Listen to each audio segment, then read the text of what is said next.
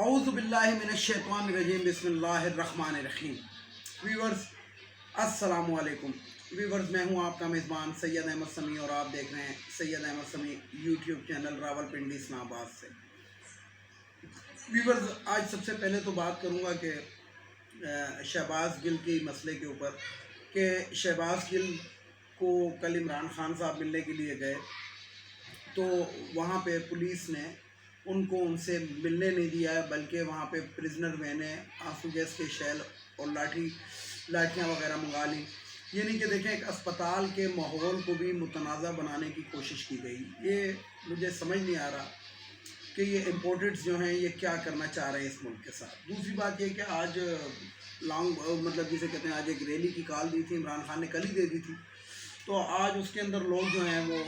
ابھی جو میری اطلاعات ہیں اور جو میں دیکھ رہا ہوں اور جو مجھے پتہ ہے اور جو میرے وہاں پہ کچھ سورسز وہاں پہ بتا رہے ہیں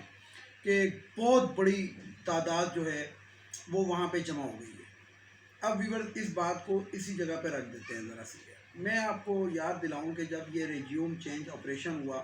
اور عمران خان کو امپورٹڈس نے نیوٹرلز کے ساتھ مل کے، بلکہ نیوٹرلز کی سربراہی کے اندر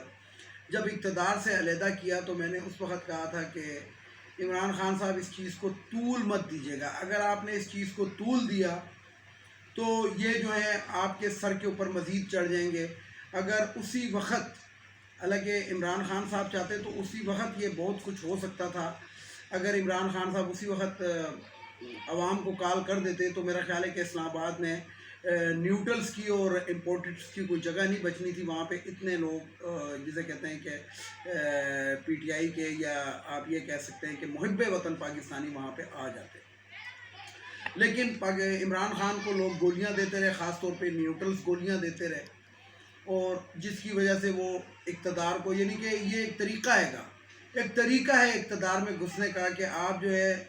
مطلب ان کو کول ڈاؤن کرتے رہے، ہم کر رہے ہیں، ہم ہو جاتا ہے، یہ ہو جاتا ہے، لیکن بیچ میں وہ اپنا گیم کھیل رہے ہوتے ہیں۔ ایک فرد واحد نیوٹرلز کے اندر، ایک فرد واحد نے ایک دوسرے شخص کے ساتھ مل کے، اس شخص کے ساتھ مل کے جو ایک ایجنسی کا سربراہ بنا ہوا ہے، اس کے ساتھ مل کے پاکستان کے 22 کروڑ عوام کو محتاج کر کے رکھ دیا، ملک کے اندر افراتفری پھیلا کر رکھ دی، ملک کے اندر مہنگائی کی ایک لہر، بجلی کے بل، پیٹرول، فلانا، یعنی کہ ہر چیز جو ہے وہ عوام کی پہنچ سے دور کرنے کے لیے صرف ایک فرد واحد نے اپنی پسند کے اوپر یہ کام کیا۔ اور پسند کیا تھی؟ پسند اب آپ کو پتہ لگ رہا ہوگا کہ لندن میں ملاقات، فلانا ڈمکانا، یعنی کہ سب کچھ عوام کو نظر آ رہا ہے۔ یہ وہ دور نہیں ہے ضیاء الحق والا کہ جس کے اندر کسی کو پتہ، آج کل انٹرنیٹ کا دور ہے، اس لیے ہر چیز جو ہے جس طریقے سے آپ لندن کے اندر ٹیکسیوں میں بیٹھ کے خفیہ مقامات پہ ملے، ملاقات کی، یہ کیا، وہ کیا، وہ ساری کی ساری سوشل میڈیا کے اوپر آ چکی ہے۔ اب میں آپ کو ایک اور بات بتاؤں کہ نیوٹرلز جو ہیں ہم بچپن سے پڑھتے آ رہے ہیں۔ اچھا میں آپ کو یہ بات بتاؤں کہ میں بذات خود بھی فوج کا حصہ ہوں، یہ میں اکثر اپنے ویلاگ کے اندر کہتا رہتا ہوں، لیکن آج میں کچھ الفاظ ایسے شامل کروں گا یہ ان سیاستدانوں کے جن کے اوپر فوج کبھی ہاتھ نہیں ڈالتی۔ ایک پروگرام کے اندر نون لیگ کا ایک لیڈر ہیں تو وہ فرما رہے تھے، اور یہ پروگرام جو تھا یہ ARY کے اوپر تھا، تو اس کے اندر وہ فرما رہے تھے کہ فوج دو طرح کی ہے، ایک تو وہ کہ جو پلاٹس حاصل کرتے ہیں اور ایک وہ جو جانیں دیتے ہیں۔ تو جان دینا جو ہے وہ تو ملک کے لیے ایک اعزاز کی بات ہے، لیکن آپ یہ دیکھیں کہ آج تک، یعنی کہ آپ جس چیز کے اندر بھی دیکھ لیں، پاکستان کے اندر فوج کے اندر جتنا بھی جسے کہتے ہیں کہ جانی نقصان ہوتا ہے وہ نچلے طبقے کا زیادہ ہوتا ہے، یعنی کہ نچلے طبقے سے میری مراد ہے کہ سپاہی سے لے کے حوالدار تک، لیکن ان کو کوئی اس قسم کی چیزیں واقعی نہیں ملتی۔ یہ آج میں برملا اظہار کر رہا ہوں، ان کو کوئی اس قسم کی چیزیں واقعی نہیں ملتی۔ اس کے مقابلے کے اندر آپ دیکھیں کہ 14 اگست اور 23 مارچ کو تمغہ بصالت کس طریقے سے بانٹے جاتے ہیں، لیکن ستارہ بصالت اور کن میں بانٹے جاتے ہیں یہ بھی آپ کو معلوم ہے۔ ایک دفعہ میں نے ایک تصویر شیئر کی تھی افغان جرنل کی، Afghan chief of army staff Afghanistan کے، تو ان کے چھاتی کے اوپر اتنے میڈل لگے ہوئے تھے، اور اس کے ساتھ ہی میں نے پشاور کے ایک ٹرک کی بھی تصویر لگائی تھی کہ پشاور کے ٹرک کی جو ڈیکوریشن ہے اور اس کی ڈیکوریشن آپ دیکھیں۔ حالانکہ میں آپ کو بتاؤں کہ ہمارے بھی یہ جو افسران ہیں کسی سے اس چیز کے اندر پیچھے نہیں ہیں، وہ والے افسران جو جسے کہتے ہیں کہ جن کو پاکستان کے، میرے خیال ہے پاکستان سے ان کو محبت نہیں،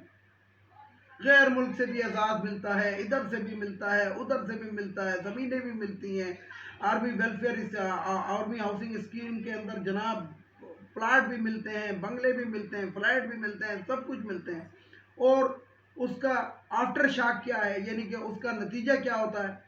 کہ عوام کو چوروں، ڈاکوؤں، اچکوں، وارداتیوں کے حوالے کر دو، اس ملک کو کر دو۔ آصف غفور، جنرل آصف غفور بہت ہی عزت کے ساتھ، میرا خیال ہے پاکستان کے اندر کوئی ایسا شخص ہوگا جو سینسلیس ہوگا تو وہ شاید ان کا نام احترام سے نہ لے، لیکن جو عزت اور احترام جنرل آصف غفور کو پاکستانی عوام نے دیا اور دے رہی ہے اور دیتی رہے گی، وہ کسی اور جرنیل کی شاید قسمت کے اندر نہیں۔ تو جنرل آصف غفور نے باقاعدہ جب وہ D G I S P R تھے تو ایک پریس کانفرنس کے اندر کہا تھا کہ فلانا ڈاکو ہے، فلانا چور ہے، فلانا یہ ہے، فلانا، انہوں نے ان کے بارے میں بتایا تھا، لیکن انہی کے ایک سینئر نے ان کو پاکستان کے اندر اقتدار دلایا چور دروازے سے لا کر۔ اور چور دروازہ کیا تھا؟ کھلے عام پیسہ چلا سندھ ہاؤس کے اندر، نیوٹرلز کی آنکھیں بند، نیوٹرلز کی آنکھیں اس وقت بند تھی، کیونکہ گیم ہی نیوٹرلز کا رچایا ہوا تھا، اس فرد واحد کا گیم رچایا ہوا تھا، اور اس کے ساتھ کون تھا؟ اس کے ساتھ میں یہاں پر آپ کو بتاؤں کہ D G I S I صاحب تھے، کیونکہ لاسٹ بال جو تھی وہ اس نے ہی دکھائی تھی، سلیم صافی نے، اسی کے ہاتھ کے اندر، اور وہ تصویر اسپیشل اسی لیے شیئر کی گئی تھی کہ دیکھو میں اس ملک کے ساتھ کیا کر رہا ہوں۔ تو وطن کی راہ میں کانٹے بکھیرنے والوں، وطن پرست بنو پھر وطن کی بات کرو۔ لبادہ آپ نے اوڑا ہوا ہے کہ جناب ہم محب وطن ہیں، ہم یہ ہیں، ہم وہ ہیں، لیکن آپ نے جو کردار ادا کیا ہے اور جو آپ کردار ادا کر رہے ہیں وہ میرا خیال ہے کہ میر جعفر اور میر صادق کا لفظ ان کے لیے بہت چھوٹا ہے۔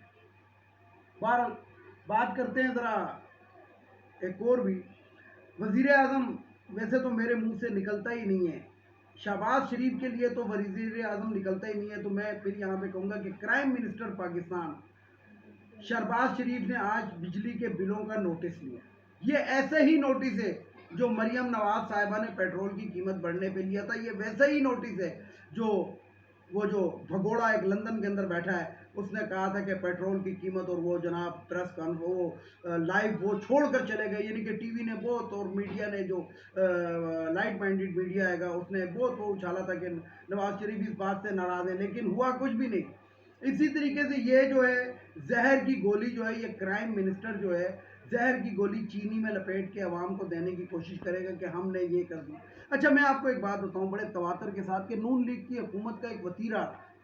وہ وتیرہ یہ رہا ہے کہ یہ جب بھی جو کام انہوں نے نہیں کرنا ہوتا اس کے اوپر ایک کمیٹی بٹھا دیتے ہیں۔ آپ کو یاد ہوگا سن 1990 کے اندر جب یہ نواز شریف کی حکومت تھی تو اس نے تنخواہوں کے اوپر ایک کمیٹی بٹھائی تھی، جس کا فیصلہ دسمبر میں اس کمیٹی نے کرنا تھا تنخواہیں بڑھانے پہ، اور وہ دسمبر ان کی حکومت میں نہیں آیا تھا، اس سے پہلے ایک کاسٹ آف ہو گئے تھے۔ اس کے بعد جب تیسری دفعہ ان کی حکومت آئی تو اس کے اندر بھی اس نے ایک کمیٹی بنائی تھی، لیکن اس کمیٹی کا بھی فیصلہ نہیں ہو سکا تھا، اور وہ اس وقت بھی کیونکہ کمیٹیاں یہ بناتا ہی ایسی ڈیٹ دیتا ہے یہ عوام کو لالی پاپ۔ اس ٹائم یہ جو شہباز شریف ہے جو کرائم منسٹر ہے وہ بھی عوام کو یہی لالی پاپ دے رہا ہے، اس کو پتا ہے میں تو چلا جاؤں گا 15 سے 20 دن، ایک مہینہ، یعنی کہ اس کے اندر اندر حکومت میری ختم ہو جائے گی، لیکن وہ ایک عوام کے اندر ایک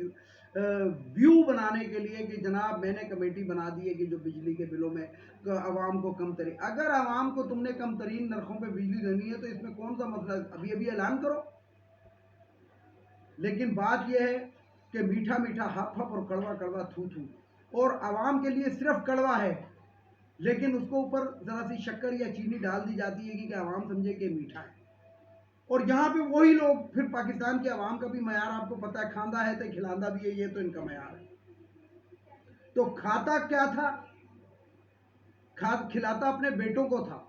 اور کھاتا کیا تھا؟ عوام کا کھاتا تھا. یہ چیز ہے، یہ نہیں کہ ڈیفینیشن یہ بنتی ہے کھاتا عوام کا تھا، کھلاتا اپنی اولاد کو تھا.